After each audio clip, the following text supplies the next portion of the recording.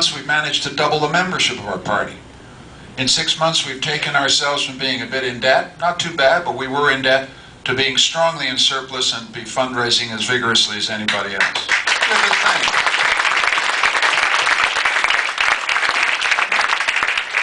And when we went out to Vancouver in May for that convention that selected me as the leader, we did the most important thing of all, I think. We became a one-person, one-vote party, which means that when you join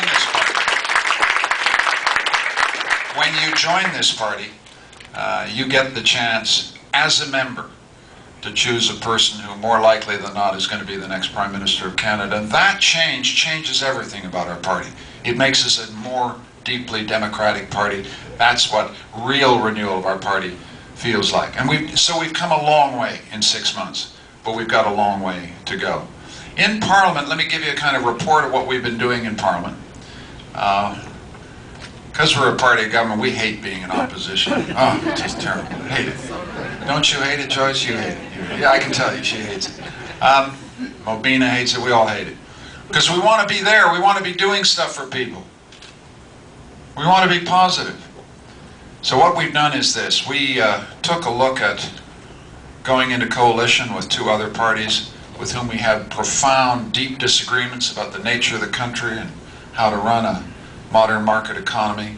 We looked at that coalition thing, we just didn't think it was in the national interest. So we turned it down, and then we said, well, what do we do with this conservative budget? There were many things about this budget that were terrible, but there were some things that were good, and good for the people. Some enhancements to employment insurance, some enhancements on affordable housing, some things that any decent Liberal would vote for, because they were progressive things. So we held our nose, held our breath, and voted for the budget, but we said this: you've got to give us 4 accountability reports. You've got to tell us how you're spending the money. You've got to tell us that you're getting the money out to Mayor Stewart of Coquitlam and all the mayors and municipalities across the country. You've got to show us every quarter how you're doing. No government in the whole G8 of all those advanced democratic countries has been put through the same tough accountability regime that we have put this government through. And I think it's meant better government for you. But they're still falling short. A couple of weeks ago, they delivered another report to us. There were lots of things that were wrong. And you know what some of them were. We voted a budget at $32 billion deficit, and hey, presto, 36 days later, it was 50 billion plus.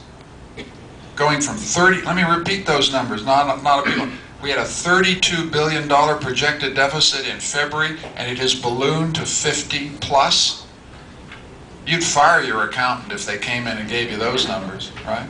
So that was problem number 1. Problem number 2, which every municipality knows, is have you got the money out the door? We voted a budget with the idea that we'd get money into the construction season this season. So we'd be building roads and bridges and rebuilding schools and doing the things that Canadians want. The money's still not got out the door. So that was problem number 2. Another problem we discovered didn't actually have that much to do with the budget, but was a big problem for Canadians. And that was the issue of isotopes. This is a big deal, folks. If you've got a member of your family who has to have a diagnostic test to tell whether they've got cancer or heart disease, you have to have nuclear medicine. You've got to have isotopes when you go to the hospital.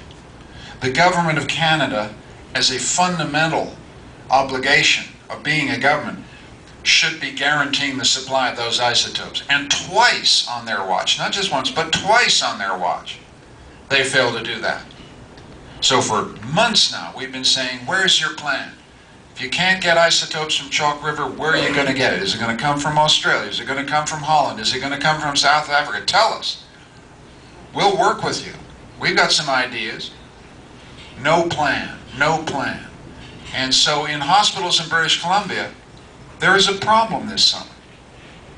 People are having to be triaged. Some people will get that test for heart disease and for cancer, and some people won't. And why? Because the government of Canada did not plan, did not have a backup plan on a fundamental issue of public health.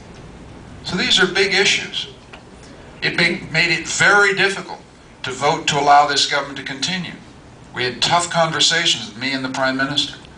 And the other issue that came up, obviously, is employment insurance.